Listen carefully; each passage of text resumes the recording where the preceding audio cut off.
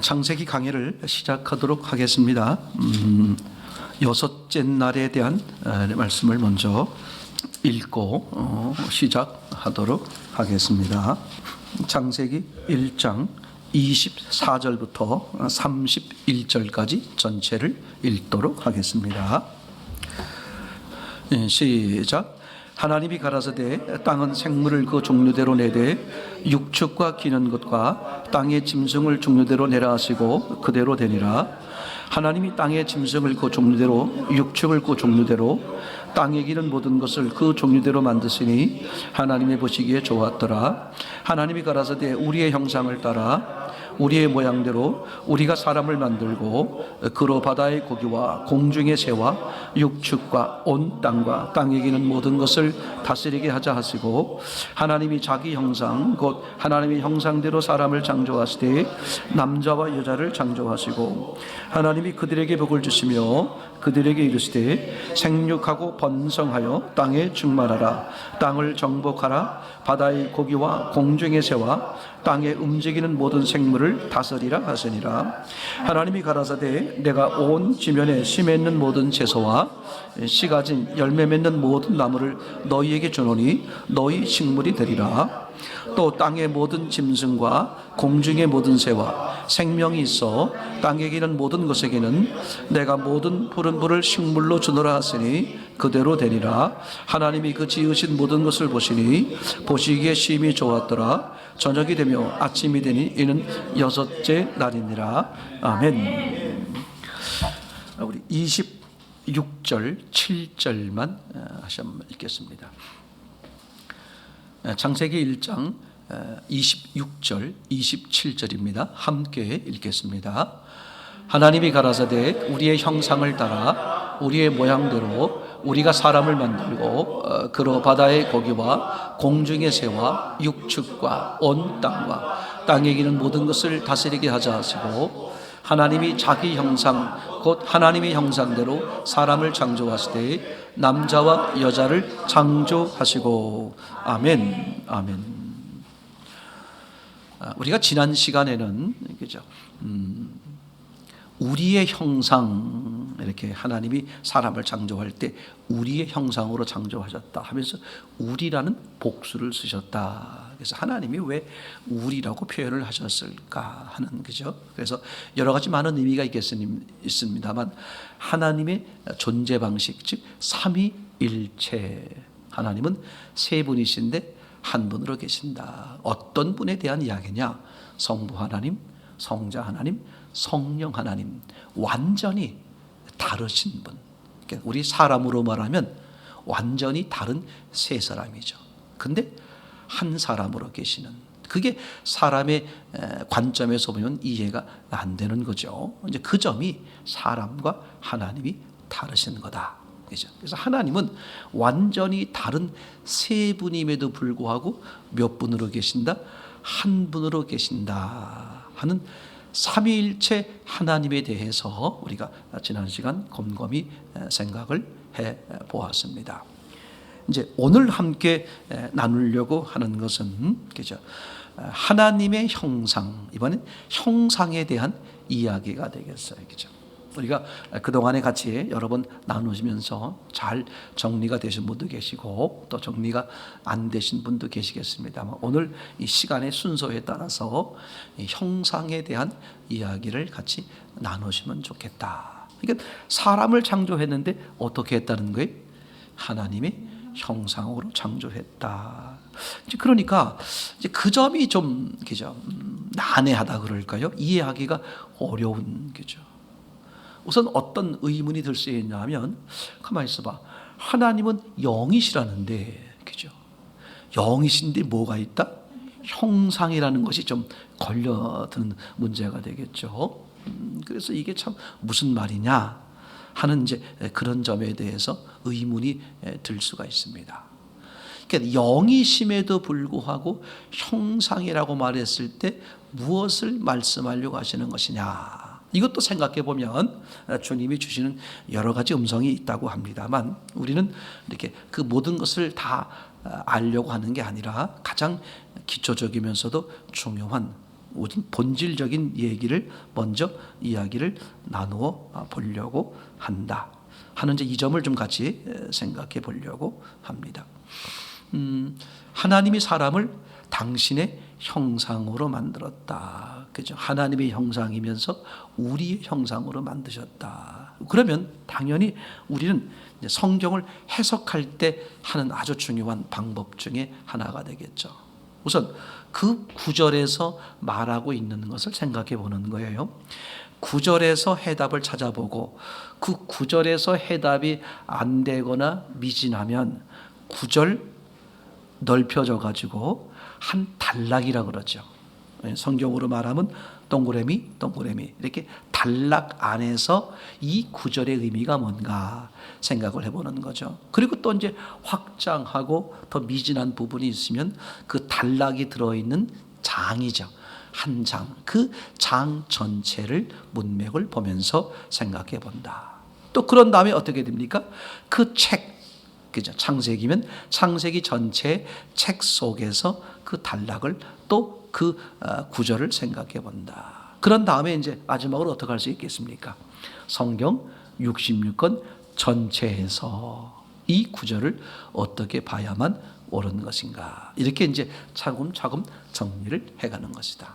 두 번째는 하나님이 성경을 사람들에게 주셨는데 우리는 성경을 어떻게 봐야 할 것이냐? 그래서 하나님이 말씀하시는 의도가 뭐냐 이거를 찾는 게 중요하잖아요, 그죠? 근데 문제는 뭐냐? 사람마다 보기를 좀 다르게 하면 다른 해석도 가능하고 다른 음성도 이렇게 해서 하나님이 말씀하시지 않는 그런 음성을 만들어낼 때도 있단 말이죠. 그러면 하나님의 음성이 아니면 그건 무슨 음성입니까? 악한 영의 음성이요? 내 생각이요? 얼마든지 그런 위험성에 빠지기 때문에 우리는 철저하게 하나님이 주시는 음성만 찾아낼 수 있어야 된다. 아멘. 또 하나는 그죠? 하나님의 음성을 듣기는 듣는데 그죠? 사건 속에는 하나님의 음성이 몇 가지 다양하게 있을 수 있습니다. 맞습니까? 그럴 때 우리는 뭘 또 생각해 봐야 되냐면 하나님이 첫 번째로 이 사건을 통해서 첫 번째로 말씀하시려고 하시는 그게 뭐냐? 그걸 찾는데 그걸 그저 깨닫는데 아주 중요합니다. 사건 속에서 보게 되면 하나님이 첫 번째로 말씀하시려고 그러는 것과 두 번째로 말하려고 그러는 것, 세 번째로 말하려고 그러는 것 이런 다양한 것들이 있을 수 있습니다. 그래서 10번째 거, 9번째 거, 8번째 거를 이렇게 알게 되는 것도 너무 귀하고 감사하지만 그 사건에서 가장 중요하게 말하고 있는 첫 번째를 놓치게 되면 어떻게 되겠습니까?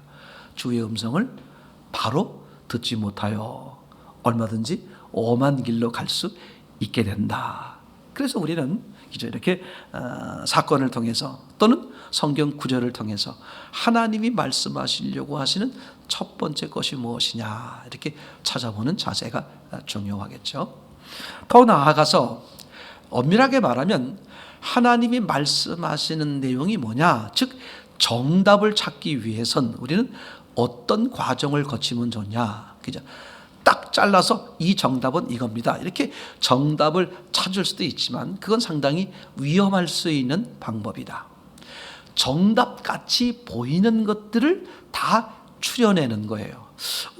이 사건을 보게 되면 이건 1번도 정답 같고 2번도 정답 같고 그리고 4번도 정답 같다. 이렇게 정답이 몇 개 나왔어요? 3개가 나올 수 있어요. 1번, 2번, 4번. 그랬더니 1번, 2번, 4번이 다 정답은 정답인데 우선순위가 달라. 이건 1번이 첫 번째로 말씀하시려고 그러는 것이고 2번이 지엽적으로 말씀하려고 그러는 것이고 4번이 그냥 이제 아주 작게 말씀하는 내용이다. 이럴 수 있어요.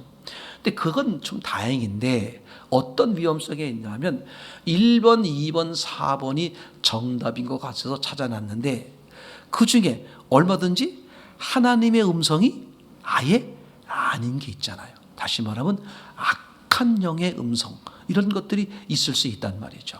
그래서 어떻게 하느냐, 3개의 정답을 찾아놓고 3일 금식한 후에 어떤 것입니까? 하고 1번, 2번, 4번 넣고 제비뽑기 하는 게 아니라 세 가지의 이제 정답을 놓고 우리는 어떻게 하느냐? 성경 전체. 첫째는 단락, 두 번째는 장, 더 나아가선 책, 더 나아가선 성경 전체를 놓고 내가 정한 답이 모순이 되는가 되지 않는가, 이렇게 해서 모순이 되는 답이 있으면 그 답을 지어가는 거죠. 그러면 점점 지어가다 보면 뭐가 남겠습니까? 모순을 발견하지 못한 답이 남겠죠. 그걸 정답으로 보는 거예요. 언제까지? 오늘까지야. 오늘. 내일 갔는데 그것에 대해서도 뭘 또 발견했어? 모순이 발견되면 어떻게 돼야 된다? 그 정답도 과감히 버려야 된다. 대표적으로 우리가 너무나 잘 알고 있는 내용입니다만 자꾸 이걸 놓쳐버리는 경우가 많아요. 자기 생각대로 이게 정답이야. 사람 관계에서도 그렇습니다. 무슨 문제를 볼 때도 사람들이 너무 쉽게 말해요. 이게 정답이야. 저 사람은 지금 이런 생각이야. 저건 이런 뜻이야. 그렇게 해서 감정 상하고 관계가 끊어지고 잘못 판단하는 경우가 얼마나 많은지 몰라요. 제 말 이해되겠죠? 더더군다나 그것은 그렇게 해서 그 사람과 관계가 끊어지든 또는 어떤 물질 문제 때문에 잘못 판단해서 돈을 잃어버렸던 그걸로 끝나는 거지만 성경은 누구와의 문제예요? 하나님과의 문제예요. 영생에 대한 문제이기 때문에 절대로 성경은 어떻게 돼? 바르게 볼 수 있어야 된다. 아시겠죠? 자, 이제 다 알고 있는 내용, 그 중에 한두 분이 모를 수 있을 것 같아서 알고 있는 내용을 가지고 검증하는 방법을 한번 생각을 해보도록 하겠습니다. 자, 일단 창세기를 보고 계시니까 창세기 2장 7절을 찾아보는 거죠. 창세기 2장 7절을 읽겠습니다. 시작. 여호와 하나님이 흙으로 사람을 지으시고 생기를 그 그에 불어넣으시니 사람이 생명이 된지라. 아멘. 그죠? 하나님이 사람을 설계한, 만드신 그런 모습이죠. 하나님은 내가 사람을 이렇게 만들었다, 이런 얘기잖아요. 그러니까 흙으로 사람을 지으시고 생기를 그 코에 불어넣으시니 사람이 생명이 됐다. 그러면 사람이 생명이 됐다는 게 어떤 뜻으로 봐야 되느냐 하는 얘기거든요. 그럼 여기서 이제 우리가 정답일 것 같은 것 두 가지를 끄집어낼 수 있습니다. 하나는 뭐냐 하면 완전한 사람, 영과 혼과 육에 있는 살아있는 완전한 사람, 이걸 생명, 이렇게 이제 볼 수 있게 되겠죠. 또 하나는 어떤 사람을 생각해 볼 수 있냐면 사실은 이 얘기를 나누면서도 우리가 이 두 가지 중에 하나, 어떤 사람은 이렇게 말하고 어떤 사람은 저렇게 말하고 그러는 경우는 거의 없었고 다 어떤 해답을 가지고 있냐면 1번에 해당하는 해답을 가지고 있었어요. 그게 뭐냐 하면 흙으로 사람을 지으시고 생기를 그 그에 불어넣으시니 사람이 생명이 됐다. 그 생명이라는 것은 완전한 사람. 그럼 완전한 사람이 뭐냐? 살아있는 사람. 그럼 살아있는 사람이라는 게 뭐냐? 영과 혼과 육이 있어서 움직이는 살아있는 사람이다. 이렇게 이제 해석하거나 가지고 있는 견해를 가진 분들이 10명 중에 9명이 아니라 100명 중에 98명, 이럴 정도로 거의 이 해답을 가지고 있는 거죠. 이제 과연 그러면 그게 옳으냐? 그죠? 우리가 뭘 해봐야 됩니까? 그죠? 검증을 해봐야 된다. 자, 그래서 검증하는 방법으로 2장 17절을 보는 거죠. 17절 읽겠습니다. 시작.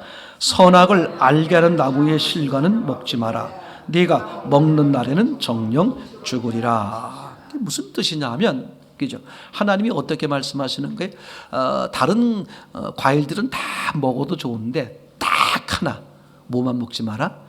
선악과만 먹지 마라. 그러니까 하나님은 먹지 말라고 한 것보다 먹으라 한 것이 훨씬 많아요. 근데 사람들은 자꾸 관심이 어디 있어? 먹지 말라고 하는 것에만 관심이 있네. 그러니까 먹으라고 하신 것을 다 먹고 살아도 평생 다 못 먹을 정도로 먹으라고 하는 게 많은데, 그건 놔두고 먹지 말라고 한 요구에만 관심이 있다, 이런 얘기죠. 자, 그러면 이제 먹지 말라고 했어요. 근데 먹지 말라고 하면서 뭐라고 말씀하셨냐면, 먹으면 반드시 죽는다. 그죠? 히브리어법 강조, 이 창세기가 써 있는 히브리어법 강조로 말하면 죽는다는 단어를 2번 쓴 겁니다. 그죠? 성경은 이게 이제 강조할 때 같은 단어를 반복쓰므로서 사용하는 경우가 많아요. 구약에서도 그렇고, 아브라함아, 아브라함아 이렇게 2번 부르면 뭐야?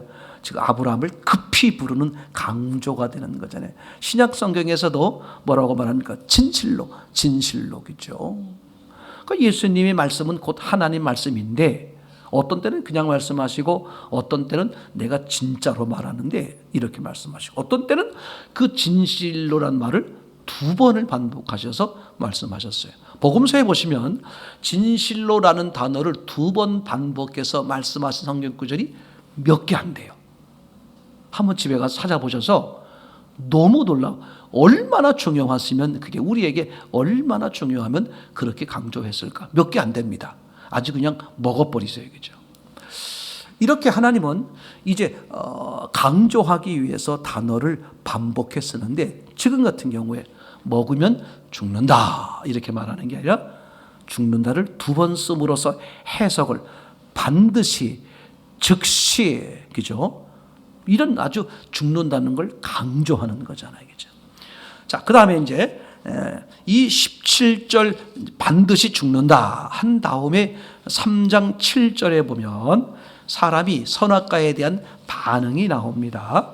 7절 읽겠습니다. 6절을 읽겠습니다. 시작. 여자가 그 나무를 본즉 먹음직도 하고 보암직도 하고 지혜롭게 할 만큼 탐스럽게 된 나무인지라, 여자가 그 실과를 따먹고 자기와 함께한 남편에게도 주매 그도 먹은지라. 아멘. 그죠? 결국은 이제 먹어서 어떻게 됐느냐? 7절 시작. 이에 그들의 눈이 밝아 자기들의 몸이 벗은 줄을 알고 무화과 나무 잎을 여고 치마를 하였더라. 그죠? 그리고 나서 이제 아담 하와가 결혼을 합니다. 그래서 아이들을 낳고, 그죠? 그리고 거의 1000년 가까이 살죠. 이래서 사람들은 아담이 결혼해서 가인과 아벨을 낳았구나. 그죠? 그때 치마를 해 입었구나. 치마 참 묘하다. 그리고 거의 1000년을 살았네. 막 이런 얘기에만 관심이 많지, 가장 중요한 관심을 빠뜨리는 거죠. 그죠? 아니, 선악과를 먹으면 어떻게 된다 그랬어요? 죽는다. 죽는다는 걸 강조해서 반드시, 즉시 이렇게 죽는다 그랬는데, 지금 950년, 막 1000년을 살았으니 이건 죽었다고 말할 수가 없는 거잖아요. 그죠? 그럼 이걸 어떻게 볼 거냐? 사실은 별로 관심이 없어. 이런 것을 먼저 질문해 온 분이 제가 만난 사람 중엔 한 사람도 없었어요. 한 사람도 이걸 먼저 질문하신, 제가 질문했지 먼저 질문하신 분이 없었어. 자, 그러면 저는 어땠을까? 저는 다른 목사님이나 다른 분들에게 이걸 질문했을까? 저도 질문을 못 해봤어요. 생각을 못 했어요. 사실은. 그죠?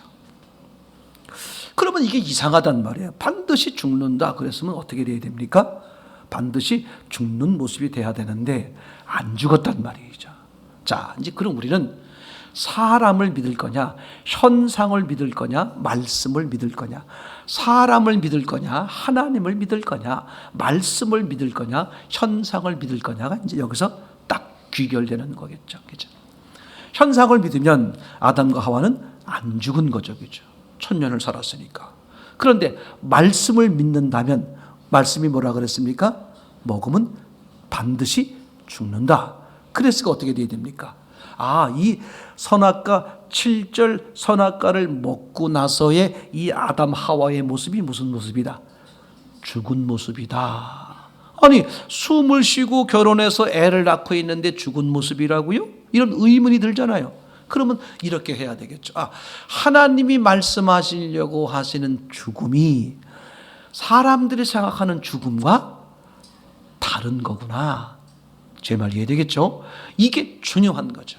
오늘 오전 시간에 말씀을 나눈 것처럼 사람들이 산다는 개념이 뭐야? 병이 없고, 그죠? 이 육신이 오래오래 사는 걸 산다, 이렇게 하는 거잖아요. 근데 하나님이 말씀하시는 산다는 뭐야?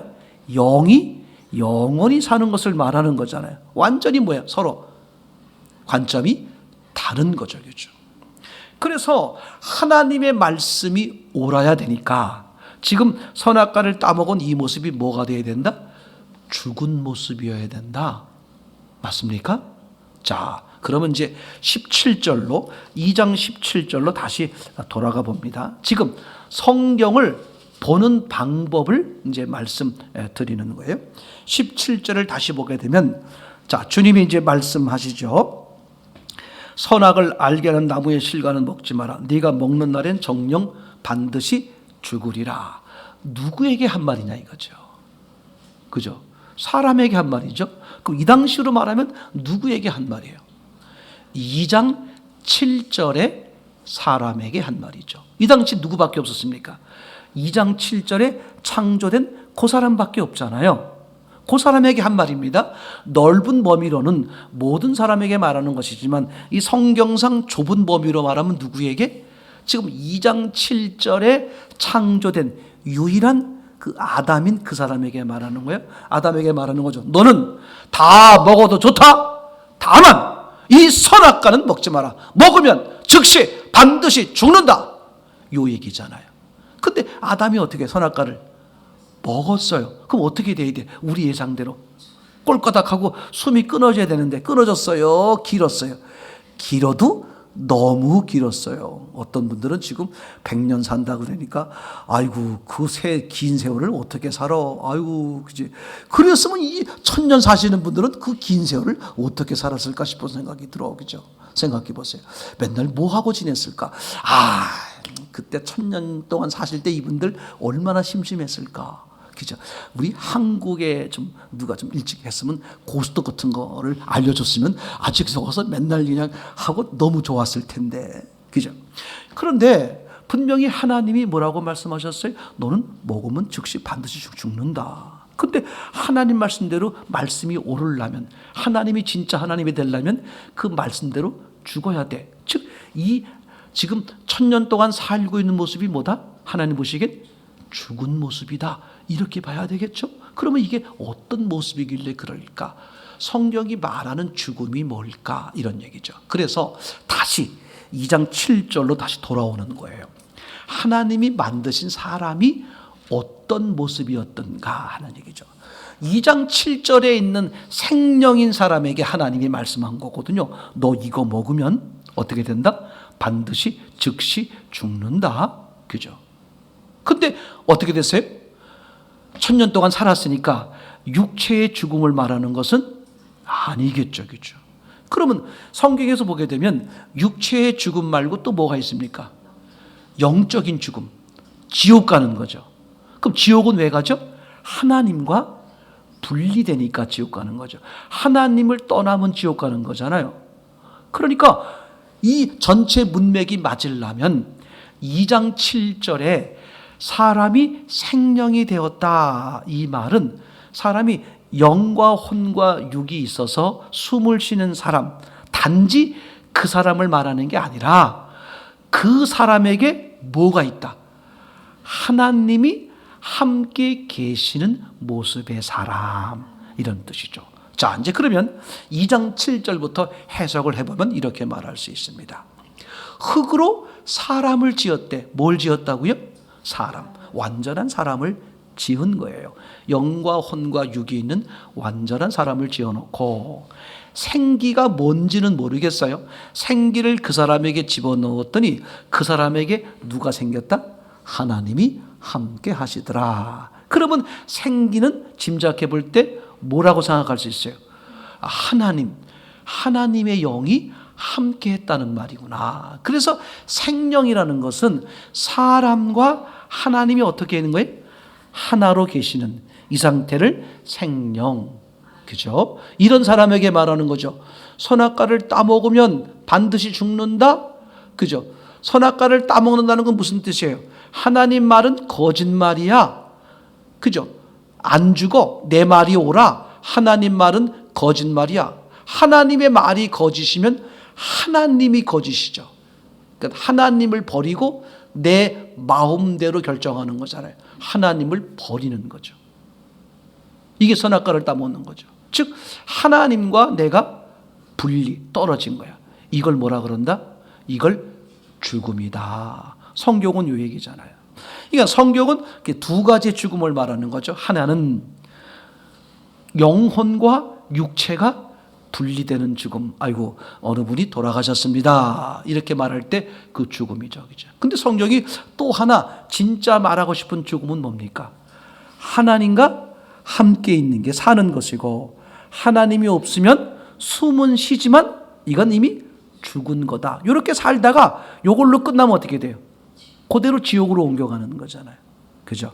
그러니까 하나님과 분리되는 죽음 상태에서 살다가 영혼과 육체가 분리되는 죽음을 맞이하면 이 사람은 어떻게 된다?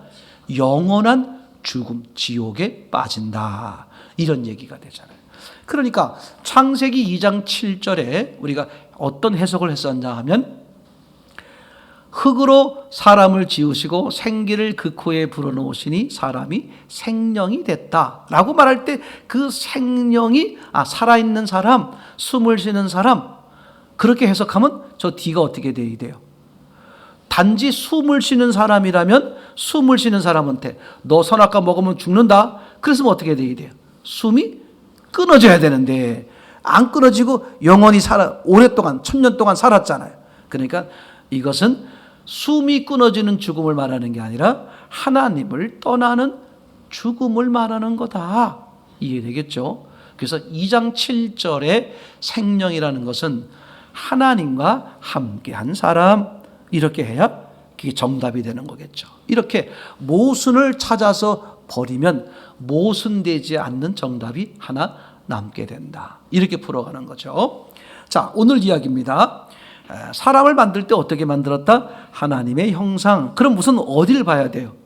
그 하나님의 형상이라고 써있는 구절부터 보는 겁니다. 자, 그 구절을 찾아보겠어요. 1장 26절, 27절. 자기 형상, 하나님의 형상대로, 그죠? 우리의 형상을 따라. 그러니까 사람을 어떻게 만들었다? 하나님의 형상으로 만들었다. 우리는 여기서부터 보는 거예요.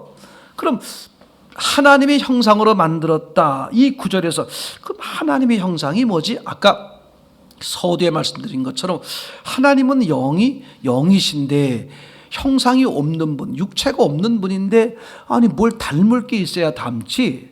그래서 뭐가 닮았을까? 의문이 생기니까 답이 안 나오겠죠. 그래서 이제 우리는 어떻게 좀 더 확장을 시켜서 보는 겁니다. 26, 27절을 보다가 어디서부터 보는 거예요? 24절부터 31절까지가 동그라미, 한 단락이죠. 동그라미가 있으니까. 그래서 24절부터 31절까지 이 하나님의 형상으로 창조됐다는 게 무슨 뜻일까 하고 이제 문맥 전체를 봤는데도 여전히 오리무중이야. 그럼 더 어떻게 됩니까? 더 확장을 하는 거예요. 그래서 1장 전체를 놓고 보는 거죠. 1장 전체를 놓고 보니까 하나님의 형상이라는 것에 대한 힌트가 발견됩니다. 자, 1장 전체를 보면, 그죠? 시간의 시작을 통해서 공간을 만드시고, 그 다음에 땅을 만드시고, 그 다음에 빛을 만드시고 하면서 쭉쭉쭉쭉 만드시는 장면이 많이 나오는데, 뭐가 보입니까? 사람에 대해서만 하나님의 형상으로 만들었다고 써 있어요. 다른 창조물은 하나님의 형상이란 말이 그냥 만들었잖아요. 그러면 사람은 다른 창조물과는 어떻게? 첫째는 다르게 만들었다. 두 번째, 다르긴 다른데 누구와 닮게? 하나님과 닮게 만들었다. 여기까지 이제 힌트를 얻는 거예요. 즉 해석을 이런 방법으로 하는 것입니다. 물론 기본은 뭐냐? 항상 성령께서 바르게 인도해 주시길 원하는 마음으로 하는 거겠죠. 그래서 성경에 써 있는 대로 이제 보는 거란 말이죠. 그러다 보니까 여기 지금까지 얻은 힌트가 뭐냐 하면, 하나님의 형상으로 사람만 유일하게 하나님의 형상으로 만들었다. 그럼 다른 창조물과는 뭔가 다르다. 두 번째는 다른 창조물에 비해서 하나님을 닮은 게 많다 적다. 아주 많다 그런 뜻이죠. 다른 창조물에 비해서. 다른 창조물은 하나님의 형상이 아니니까, 사람만은 하나님의 형상이니까 다른 창조물에 비해서 하나님을 닮은 게 많다. 오케이? 자, 그러면 이제 생각해 보는 게 뭐가 닮았을까? 첫째, 육체는 아니다. 왜? 육체가 없으니까. 그죠? 그쪽은 아니고, 처음에 봤을 땐, 그죠? 뭐, 코가 닮았을까? 뭐, 이럴 수 있겠습니다만, 전혀 그런 게 아니란 말이죠. 그러니까, 닮기는 닮았는데, 뭐가 닮았을까? 능력이 닮았을까? 그죠? 사람의 능력과 하나님의 능력을 비교하면, 하나님의 형상이란 것은 하나님과 비슷하다 그런 뜻이잖아요. 아니, 사람도 능력이 있지만, 하나님의 능력에 비하면 비슷한 정도는 아니지. 그죠? 그 다음에 지식, 지혜, 모든 게 어때요? 있기는 있지만 하나님과 비슷할, 서로 견주어서 우열을 가릴 수 없을 정도로 비슷한 모습은 아니죠. 하나님의 형상이라는 게 그런 뜻이잖아요. 형상이라는 게 비슷하다 이런 거잖아요. 근데 사람을 아무리 뒤져봐도 하나님과 비슷한 게 있다 없다? 없다. 그러면 하나님의 형상 창조가 거짓말이구나. 이렇게 돌아설 수밖에 없어요. 왜? 비슷한 게 없기 때문에. 돌아서려고 하는데 어디에 걸릴까요? 하나님의 형상이라 그래서 다른 창조물들과는 다르게 만들었다. 다른데 어느 쪽으로 다르다? 하나님과 거의 비등한 수준으로 만들었다. 그게 형상이잖아요. 그래서 이제 뭐가 닮았을까? 능력이나 지혜나 지식이나 이런 걸 견주어 봐도 하나님과 근접할 수가 있다 없다? 없다. 닮기는 뭐가 닮아? 하면서 이제 어떻게 돼? 이건 거짓말이야. 하고 돌아서려고 그러는데 뭐가 걸릴까요? 하나님의 말씀이라는 게 걸린단 말이야. 왜? 하나님 말씀 반드시 어떻게 돼야 돼? 진짜잖아. 그러면 이게 반드시 사람은 하나님 말씀이 진짜니까 하나님 말씀대로 뭐가 돼야 돼? 하나님 형상으로 만드셨어. 근데 우리 걸리는 게 뭐예요? 아무리 비교해봐도 비슷한 게 있다 없다? 없단 말이야. 그럼에도 돌이킬 수는 없어. 왜? 말씀은 진짜니까. 참 중요해요, 이 자세가. 말씀은 옳습니다. 그런데 도저히 앞뒤를 생각해봐도 어떻게 하나님과 비슷한 구석이 한 구석도 없는데, 그렇다고 하나님이 틀렸다고 말은 못합니다. 왜? 하나님은 실제니까. 제 말 이해되겠죠? 그래서 어떻게 돼야 된다? 안 되면 어떻게 돼야 돼? 장이 안 되면 어떻게 돼야 돼요? 책 전체를 보는 거죠. 그럼 창세기 전체를 놓고 보는 거야. 그러다가 창세기 32장에서 이게 딱 걸려드는 거란 말이에요. 아주 중요합니다. 성경을 보는 방법이 그런 거예요. 자, 창세기 32장을 이제 보는 겁니다.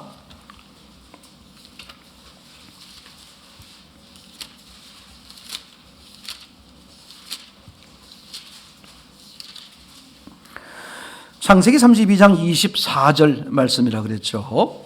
야곱은 홀로 남았더니 어떤 사람이 날이 새도록 야곱과 씨름하다가, 이 상황을 우리가 너무나 잘 알고 있습니다만, 그죠?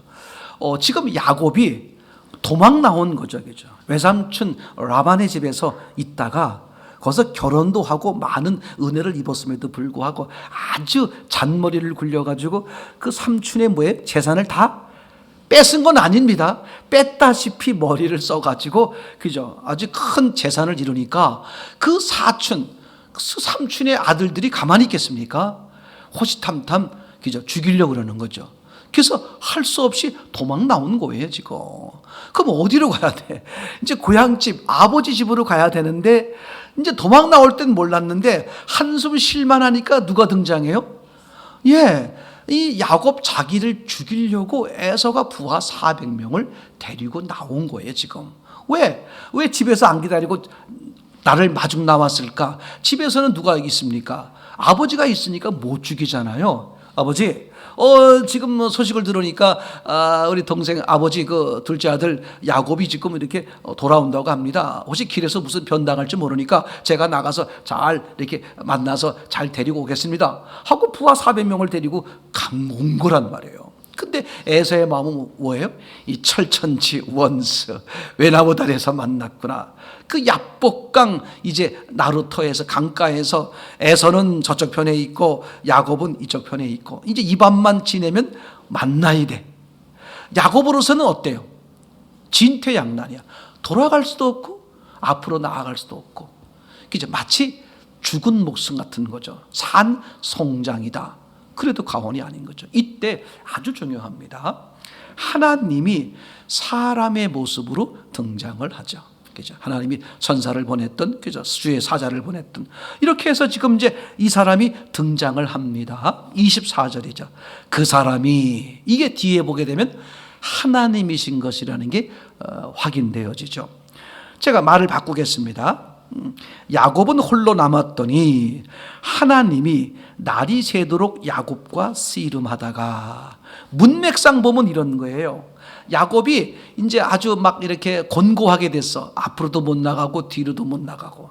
그래서 이날 밤에 야곱이 잠을 이루지 못하니까 하나님 살려주세요, 이런 상황이 아니라 야곱은 지금 곤고해서 이러지도 저러지도 못하는 그 고민에 빠져있는, 잠들지 못하는 그 밤에 하나님이 찾아오신 것이다. 문맥상 그렇습니다. 하나님이 그 고민 속에 빠져있는 야곱을 찾아와서 씨름, 그죠? 다른 언어로 말하면 싸움. 무슨 싸움, 무슨 씨름인지는 안 써 있어요. 근데 하여튼 밤새 씨름을 했대. 밤새 씨름을 했다. 근데 결과가 어떻게 됐느냐? 25절에 보니까 그 사람이, 즉 하나님이죠, 자기가 야곱을 이기지 못함을 보고 야곱의 환도뼈를 치매 야곱의 환도뼈가 그 사람과 씨름할 때 위골되었더라. 이게 저뿐만 아니라 만나는 많은 사람들에게 이 내용을 여쭤보면, 아니 여쭤보기 전에 이미 이 내용에 대해서 어떠한 확고한 생각을 가지고 있는 게 뭐냐 하면, 그죠? 이런 거예요. 하나님과 야곱이 싸웠다. 이건 다 인정을 해. 근데 누가 이겼느냐? 그죠? 그럼 생각도 안 한 사람은 당연히 하나님이 이겼지, 이렇게 말하는 분도 계시더라고요. 그분은 아예 예수님이 십자가에서 기도하실 때 저들이 몰라서 그렇습니다 하는 쪽에 어디에 해당하는 거야? 아예 성경을 안 본 사람들이야. 아예 읽어보지도 않은 사람들은 무조건 누가 이겼다? 하나님이 이겼다. 그렇게 말하는 것이고. 근데 성경을 읽어본 사람은 뭐라고 말한다? 하나님이 졌다는 게 써있는 것 같으니까 뭐라고 말하는 거예요? 하나님이 져주셨다. 그죠? 일부러 져주셨다. 그러면서 드는 예화가 10중 8구 뭐냐 하면 아빠와 아기의 씨름 이야기를 해요. 아빠와 아기가 씨름을 할 때, 그죠? 아빠가 일부러 져주는 거야. 그럼 아이는 아빠를 이기고 신나가지고 엄마한테 쫓아가서 엄마 내가 아빠 이겼어 막 이런 거 있잖아요, 그죠? 그러니까 아빠는 일부러 져준 거다. 하나님은 야곱에게 일부러 져준 거다. 이렇게 그냥 뭐 아주 확신에 불도장까지 찍어가지고 더 이상 변치 않으리, 오직 이것만 붙들고 나아가리, 그렇게 아주 막 작심삼일하신 분들처럼 너무나 확고해요. 제가 그래서 그게 아니다, 잘못 보지 않았느냐 하고 이제 바꿔줘요. 그럼 뭐라고 말하냐면, 처음엔 에이 그 말도 안 되는 소리 하지도 말라고, 집어치라고 하면서 아예 안 듣는 사람이 있는가 하면, 어떤 사람은 그러네, 정말 그러네요, 내가 잘못 봤네요 하고 집에 가서 이제 그 다음쯤은 또 어떻게 돼? 또 아니야, 내가 잠시 미혹에 빠졌어, 사탄으로부터 주여 나를 해방시켜 주옵소서, 또 이런다니까. 이럴 정도로 이게 아주 대단히 중요한, 그죠? 잘못 보는 내용 중에 하나인 거죠. 그래서 성경이 이렇게 잘못 보는 사람들을 위해서 25절에 이런 방식으로 써놨다, 저는 생각이 들어요. 무슨 방식이냐면 야곱이 홀로 남아서 싸움을 했는데 25절에 그래서 하나님이 졌다, 야곱이 이겼다, 이렇게 단순하게 써 있는 게 아니라 뭐라고 써 있냐면 객관화시켰어요. 그러니까 지금 하나님과 야곱의 싸움을 누가 지켜보는 거야? 제3자가 지켜보는 거야. 하나님과 야곱이 싸우는 장면을 누가 지켜본다고요? 제3자가. 그 제3자가 누구냐면 하나님 자신이야. 즉 하나님 자신이 서로 상대 입장에서 말하는 게 아니라 하나님이 하나님과 야곱이 싸우는 장면을 한 발 띄워놓고 하나님이 보는 거야. 그래서 하나님이 봤더니 내가 야곱을 이기지 못하네. 제가 번역본에서 표현해 드렸습니다만 내가 야곱을 이기지 못한다는 것을 내가 알고, 이렇게 되어 있어요. 그죠?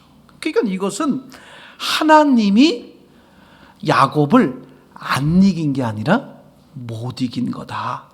거기 성경에 써 있잖아요. 그죠? 여기 못 이겼다고 읽으면서도 해석은 어떻게 해요?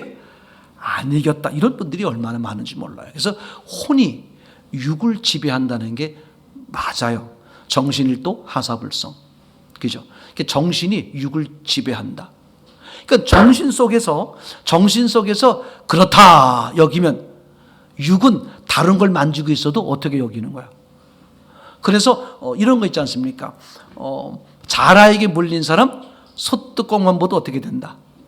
놀란다. 그 정신 세계에는 이미 뭐가 있는 거야? 자라가 있는 거예요. 그러니까 손에는 뭐가 있는 거야? 소뚜껑에서, 소뚜껑이 진실임에도, 손으로 만지는 소뚜껑이 진실임에도 불구하고 사람은 누가 이긴다? 정신으로 여기고 있는 자라가 이기는 거예요. 정신이 육을 지배하기 때문에 실제 그렇습니다. 그러니까 읽기는 그죠, 이기지 못하고 못함을 보고 이렇게 읽으면서도 이 안에 정신세계 속에 들어오는 건 뭐야? 이기지 않으셨다. 그죠? 그러면 왜 못 이겼을까와 왜 못 이겼을까와 왜 안 이겼을까의 방향은 전혀 다르죠. 이 점이 대단히 중요하다.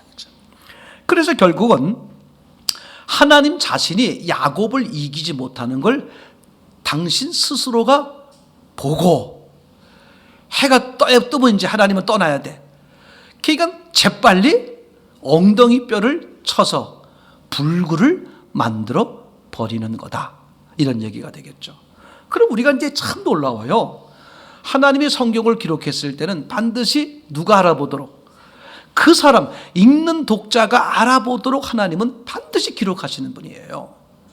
우리가 성경을 있는 대로만 보면 하나님의 의도를 백중백발 다 찾고 발견하고 깨닫게 되고 음성을 듣습니다. 내 생각 선입견이 빠져 있으니까 하나님은 전능하신데 어떻게 못 이겨? 안 이긴 거지. 이거 정말 이 전능하시다는 것에 대한 잘못된 이해 때문에, 그죠, 이런 오류를 만드는 거란 말이죠. 그러니까 하나님은 분명히 말씀하시는 거죠. 내가 무슨 싸움, 무슨 씨름인지는 안 써 있지만 뭐라는 거야? 그 씨름에선 당신이 못 이기시는 것을 누가 알고? 당신이 알고. 심판이 하나님한테 하나님 졌습니다 이렇게 한 게 아니라 누가? 스스로가 인정하는 거야. 아, 내가 얘를 못 이기는구나. 그러면서 엉덩이 뼈를 쳤어요. 즉 육체가 불구가 됐죠. 무슨 말이냐? 육체는 쉽게 이긴다, 그런 말이죠. 그러니까 하나님은 병을 주시기도 하지만 병을 고치기도 하고, 그 사람의 믿음과 상관없이 사업을 잡아뜨리기도 하고 사업을 세우기도 합니다. 왜? 어디 문제니까? 육의 문제요, 물질의 문제이기 때문에 그래요. 그러면 하나님이 그 사람의 그 야곱의 엉덩이를 쳐가지고 쉽게 불구를 만들어 쉽게 이겼단 말이에요.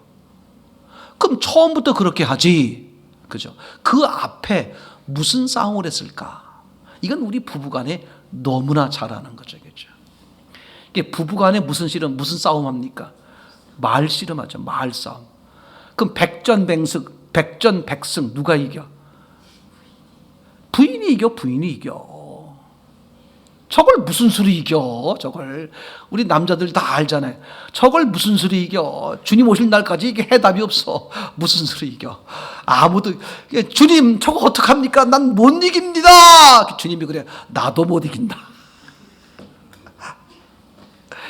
주님은 여자만 못 이기는 게 아니야. 남자도 못 이겨. 자, 이게 아주 중요한 거예요. 육체는 쉽게 이기시는데 주님이 그 전에 무슨 싸움을 했어? 그 무슨 싸움이 있겠어요? 말씨름이야, 말씨름. 너 지금 생각해봐. 네가 큰 재산을 이루고 지금 라반의 집에서 오고 있는데 너 왜 도망 나왔어? 어? 네가 얕은 머리 굴려가지고 지금 삼촌 그 재산 다 차지하니까 지금 사촌이 널 죽이려고 그러니까 너 사촌들이 널 왜 죽이려고 그러겠어? 네가 그 잔머리 굴려가지고 부를 잃어가지고 지금 너 도망 나온 거 아니야? 네가 양심에 걸린 게 없으면 왜 나와? 거기 있지. 그리고 지금 너 이제 내일 아침이면 이게 강을 건너가면 네 아버지 집에 가는데 왜 여기서 지금 근심근심 하고 있어? 네 형 에서가 지금 너 왔는데 왜 왔어? 너 죽이려고 왔잖아. 그 형이 너 왜 죽이려고 그런 거야? 생각해봐. 너 그 당시에 장자권이 얼마나 중요해. 팥죽 한 그릇 너 그거 뺏어 먹었잖아. 그럼 야곱이 어떻게 해야 돼? 맞습니다, 하나님. 제가 죽을 죄인입니다. 이래야 되는데. 아이 참나. 아니 그 형이 무슨 아니 내가 무슨 억지로 달라 그랬어요? 아니 지가 그게 중요하면 안 팔면 되지. 내가 팥죽 한 그릇 준다고 그걸 왜 나한테 넘겨요? 아니 나는 머리 좀 써. 요새 지혜가 대세 아니에요? 아니 머리가 좋아가지고 그놈 자기가 어리석어서 그렇지 내가 뭘 잘못했어요? 내가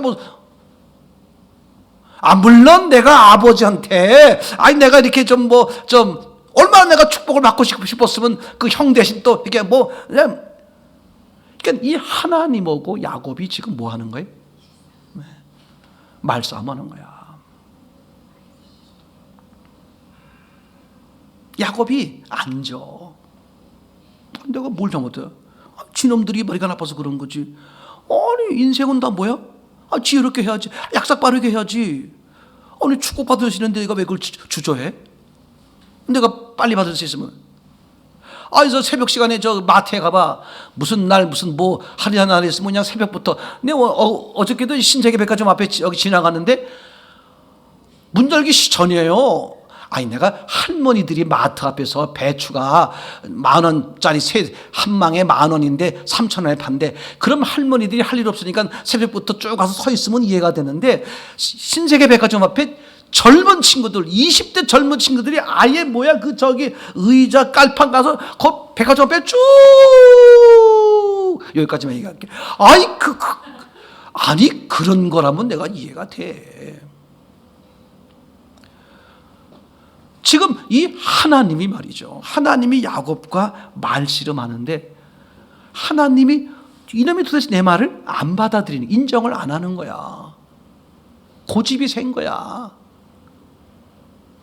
자기 잘못을 인정하지 않는 거야. 나는 이제 어떻게 돼? 세고. 이게 중요해요. 이런 게 인생이잖아요. 우리에게 항상 시간이 있는 게 아니야. 그래서 하나님이 첫 번째 부를 때 빨리 엎드리는 게 중요해. 제 말이죠. 왜? 두 번째, 세 번째 이렇게 이제 지금 야곱이 하나님이 부르실 때, 하나님이 밤새 찾아오셔서 말씀하실 때 어떻게 했어? 아멘. 예, 제가 잘못했습니다. 하고 엎드렸다 하면 길이 있었겠죠. 근데 버티니까 하나님은 차선책을 쓰잖아. 차선책엔 반드시 뭐가 따른다? 후유증, 불구가 되잖아. 우리 인생 똑같아요.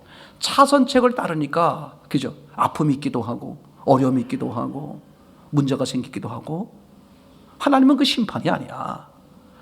그렇게 해서라도 뭐야? 기회를 주시려고 하시는 거죠. 맞습니까? 그러니까 지금 이 야곱은 계속 버티는 거야. 내가 뭘 잘못했어요? 근데 이제 하나님은 날이 새도 가야 되는데 어떻게 합니까? 이제 기회의 시간이 흘러버리는데, 그래서 하나님은 차선책을 쓰는 거야. 일단 이놈을 살려야 되겠어 하고 불구를 만들어. 그럼 야곱이 이제 날이 새면 죽게 생겼는데 하나님은 이놈을 살리고 싶은 거예요. 왜 살려야 되느냐? 하나님 자신 때문에 그래요. 형 에서와 야곱이 엄마 뱃속에 있을 때 하나님이 미리 약속을 하세요. 내가 누구를 통해? 야곱을 통해서 민족을 이루겠다고, 일을 하시겠다고 약속을 합니다. 근데 야곱이 죽어버리면 누가 문제가 돼버려? 하나님이 더 큰 문제가 생겨. 그러니까 하나님은 무슨 수를 써서라도 어떻게 돼야 돼? 하나님이 저와 여러분들을 향해서 이 심정이야. 그러니까 당신이 죽어서라도, 당신의 아들을 죽여서라도 여러분들을 살리는 거야. 근데 그것까지 만약에 거절하면 그 지옥이라는 것이 얼마나 무섭겠어요. 그러니까 하나님은 이 야곱에게, 그죠? 야곱을 살려야 되니까 우선 당장에서 살려야 되니까, 그죠? 야곱을 불구로 만들어요. 그럼 야곱을 불구로 만든 게 왜 야곱을 우선이라도 살리는 길이냐? 그죠? 33장을 넘어가 보겠습니다. 33장을 넘어가면 이제 결국은 아침이 되었고 야곱은 불구가 됐죠. 그리고 이제 야곱이 형 에서를 만나는 장면이 나오게 되죠. 이럴 때 이 사건, 야복강 나루토의 사건을 통해서 야곱이 새 인물, 새 사람이 되었다. 하나님 앞에 이쁨 받는 새 사람이 되었다. 이렇게 얘기하시는 분들이 아주 많아요. 근데 그건 정말 잘못된 이야기다. 잘못 본 이야기다. 왜냐하면 하나님 앞에 새 사람이 됐으면 이 야곱의 태도가 어떻게 돼야 됩니까? 완전히 새로워져야 돼요. 근데 33장 1절에 보면 이제 형을 어쩔 수 없이 만나는 상황이 된 거예요. 그 자기 부인이 4명 있습니다. 4명을 순서를 짜요. 순서를 짜. 4명의 부인. 맨 앞줄에 누굴 세웁니까? 여종으로 있다가 부인의 여종으로 있다가 아내가 된 그 두 여종과 여종의 아이들, 자기 아이잖아요. 그 아이와 여종 둘을 맨 앞줄에 세우고, 그 다음엔 그 딸 중에 덜 사랑하는 레아죠. 레아와 그 아이를 또 그 앞에 세우고, 그리고 자기가 제일 사랑하고 아끼는 누굽니까? 라헬과 그 아이를 맨 뒷줄에 세워. 이 천하의 나쁜 놈이지, 그래. 그죠? 새 사람 됐으면 어떻게 돼야 돼요? 자기가 맨 앞에 나가서 나를 죽이시오, 대신에 우리 아이들은 살려주시오, 뭐 이렇게 해야 되는 거기죠. 그 얼마나 그 정의감이 넘치고 그렇게 돼야 되는데 어떻게 돼요? 일단 간을 보는 거야. 그때 왜 한꺼번에 안 보내느냐? 이게 야곱의 참 지혜로운 거예요. 선물 보낼 때도요, 여러분 참 이게 지혜로워요. 나쁜 지혜, 인간적 지혜죠. 선물을 한꺼번에 100만 원이면 100만 원을 한꺼번에 주는 게 아니야. 10만 원씩 10번을 줘. 효과가 어느 게 좋다? 10만 원씩 10번. 여러분, 또 요것만 갖다 쓰시지 말고 이런 건 잊어버리고 앞에 걸 기억하셔야지. 참 중요해요. 그러니까요, 한 번 왕창 이렇게 대접하는 것도 좋지만 작은 거라도 자꾸 나누고, 이게 참 놀라워요. 이 야곱은 이런 잔머리에 아주 도사야, 도사. 그 선물도 일단 저 앞에, 그죠? 떼엄떼엄. 그 받는 사람이 어떻게 돼? 특히 받는 사람은 감성이 예민하니까, 선물 주네? 또 주네? 완전히 이제 감동돼서 어떻게 좀 살아보려는 인간적인 방법인 거죠. 제 말이 되겠죠? 그리고 이제 자식도 마찬가지 아니겠습니까? 왜 앞에 내보내? 누구야, 이거? 내가 죽이려고 그러는 야곱의 처와 자식이네. 죽여버리자. 그 죽이다 보면 어떻게 돼? 감성이 풀려서 이제 맨 끝에 자기 좀 살으려고 이런 거 아니겠어요? 이런 인간적 머리를 써서 사용하는 거죠. 그렇게 해서 이제 나가는데 결국은 야곱이 나가는 장면이 나오죠. 그죠? 어디에 나옵니까? 몇 절입니까? 7절 아닌가요? 3절. 예, 3절. 자기는 그들 앞에서 나아가되 몸이 7번 땅에 굽히며 그 형 에서에게 가까이 가니 7번 땅에 굽혀서 가니까 어떻게 됩니까? 이제 굽신굽신 우리 형님 제가 왔습니다. 잘못했습니다. 뭐 이렇게 겸손하게 나아가는 표시로 표현된 것처럼 보이지만 전제가 뭐였다? 불구였다겠죠. 그러면 이 7번 절하며 나간다는 것은 무슨 뜻이다? 그죠? 불구의 몸으로 절뚝거리며 가든 기어가든 그렇게 절뚝거리는 몸으로 지금 나아가는 거죠. 마음이 변한 게 아니고. 그런데 형 에서는 어떤 특징이 있었습니까? 감성이 아주 풍성하잖아요. 그래서 그냥 그 비싼 게 아니라 그 귀중한 장자권도 당장 배고프니까 저 팥죽 한 그릇에 확 넘겨버릴 정도로 그죠? 그런 스타일이지 않습니까? 요즘으로 말하면 상남자 같은 스타일이죠. 털도 북실북실하고, 그죠? 힘도 좋고, 나가서 막 그냥 짐승 같은 거 한 마리, 그냥 멧돼지 같은 거 한번 땅 치면 잡아와서 막 먹이고 막 이렇게 그런 쪽으로 아주. 근데 지금 그 에서가 주기로 왔는데 주기로 온 지금 야곱이 어떤 모습이에요? 병신이 돼가지고 지금 나오는 거야. 이게 어떤 마음이 들어? 불쌍한 마음. 이게 하나님의 노림수야. 에서로 하여금 무슨 마음이 들게? 불쌍한 마음이 들게끔 하는 거예요. 죽이러 왔다가 어떤 장면이 벌어집니까? 4절에 에서가 달려와서 그를 이게 말이 안 되잖아요. 아니 죽이려고 나왔는데 에서가 달려와서 그를 맞아서 안고 목을 어긋맞기고 그와 입맞추고 피차 우니라. 그러면 야곱은 나갈 때 어떻게 나갔겠어? 저놈이 쩔뚝거리면서 나갈 때 저놈이 날 죽일 것 같은데 어떡하지? 막 이런 마음으로 나갔을 거 아니에요? 근데 막 가까이 갔는데 에서가 쫓아오더니 죽이는 게 아니라 끌어안고 우리가 뭐야? 이게 웬일이야? 하면서 이제 무슨 일 벌어져?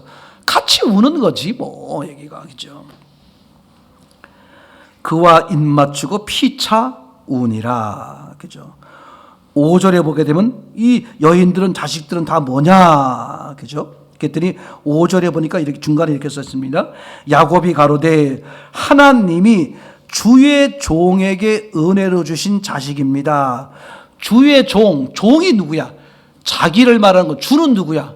에서요, 에서. 그러니까 이 야곱은 지금 에서를 뭐라 부르는 거야?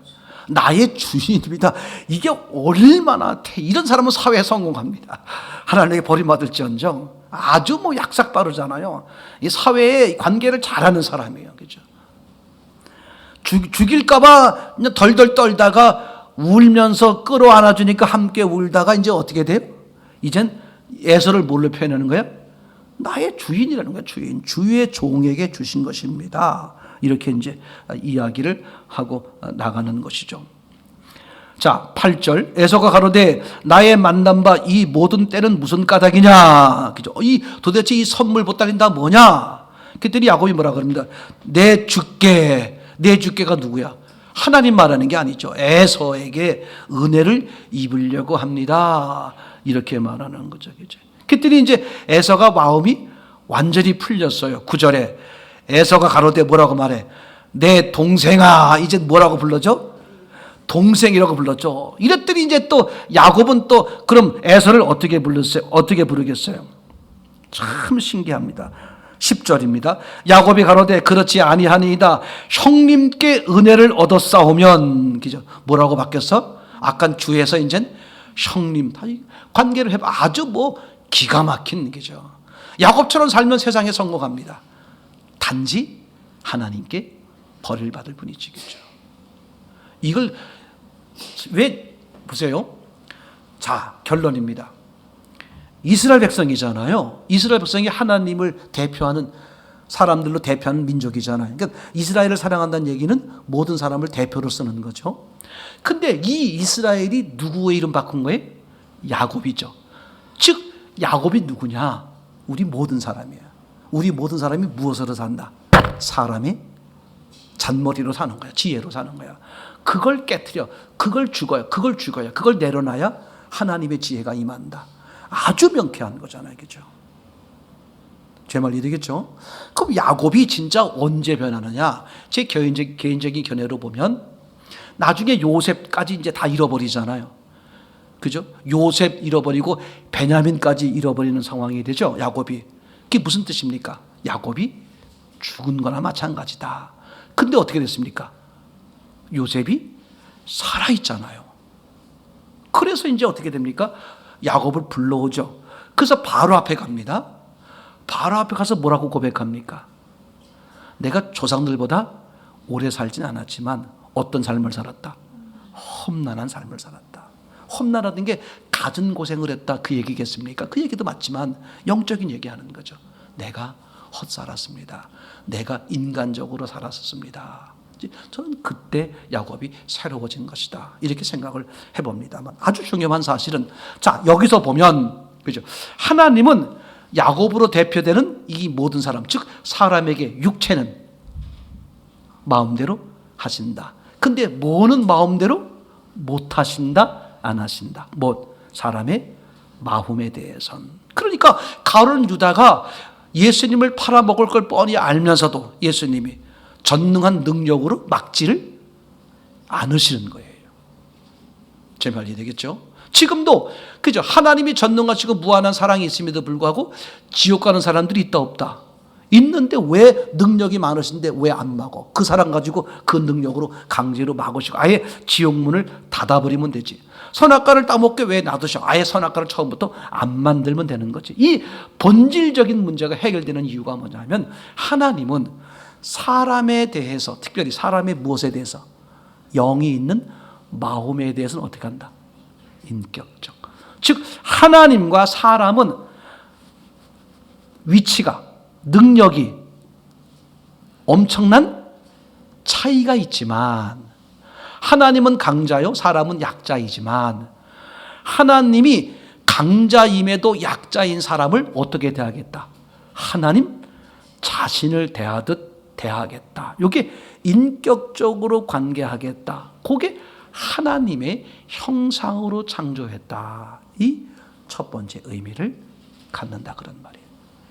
그러니까 하나님이 사람에 대해서 하나님의 형상으로 창조했다는 말은 다른 동물 다 이제 모순이 있나 없나 생각해 보는 거예요.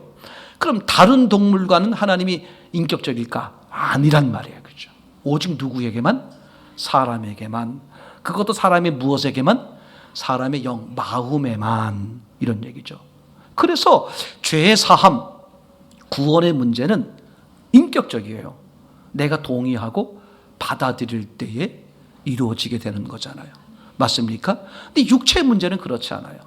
물질 문제, 환경 문제는 그렇지 않습니다. 하나님이 얼마든지 그 사람과 상관없이도, 그 사람의 믿음 없이도 하시고 싶으면 하고, 또 거두시려면 거두실 수 있다. 이해되겠죠?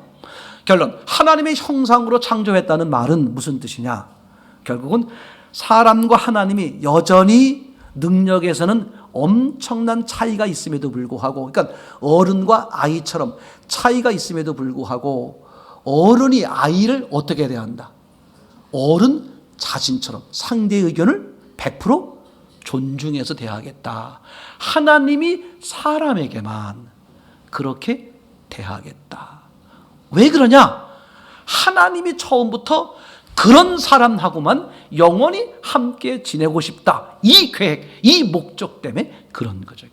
그러니까 하나님이 그렇게 정하신 거예요. 정해놓고 하나님이 스스로 그렇게 정하셨으면 하나님 자신도 어떻게 돼야 돼요? 그걸 거스릴 수는 없는 거죠.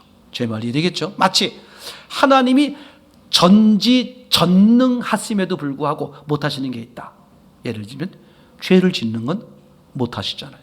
제 말이 되겠죠? 그러니까 전능성에 대한 오해가 되다 보니까 이런 이제 오류가 발생하기도 하고, 하나님의 형상으로 창조했다는 말은 하나님은 사람에 대해서는 어떻게 대하겠다? 인격적으로 대하겠다. 그죠?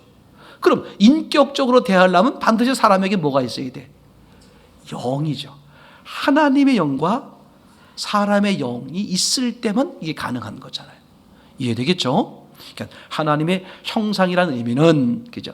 영이 있게 창조하셨다는 말과 함께 어떻게 된다? 그 영, 그 마음에 대해서는 어떻게 대하신다? 인격적으로 대하신다는 것을 말씀하는 첫 번째 의미다.